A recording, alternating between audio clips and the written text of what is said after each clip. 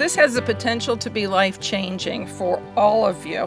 We're here because we're expanding rural internet service to the rural areas of Allen County. For far too long, many in our area have struggled with limited or unreliable service. This is an area that's previously been underserved by most providers because it's just not worth it to the other big providers. Today that changes. With the investment, Lakeland Internet is opening doors to opportunity, growth, and connection. And by leveraging the private-public partnership with Lakeland Internet, we can impact the lives of tens of thousands of rural residents located on this side of the county.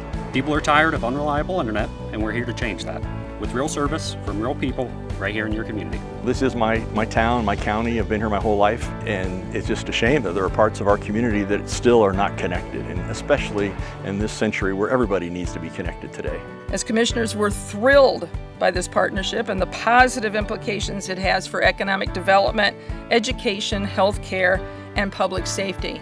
You know, that's one of the things that really makes Lakeland different. We come in and we want to provide a positive impact on the communities we serve. And when you think about the students on their e-learning days, now they can actually log on and do what they need to do. I know there was a time where families would have to go to the local McDonald's or a local Burger King to get that strong access, but now they can do this in the comfort of their home. This is a win for us. So we have already started doing installations off of this Hoagland Tower we're standing in front of today. And we're proud to be part of building a stronger, more connected Allen County. We're ensuring that all students, regardless of zip code or household income, have access to the tools they need to succeed. And our goal is to cover as many people in Allen County as possible.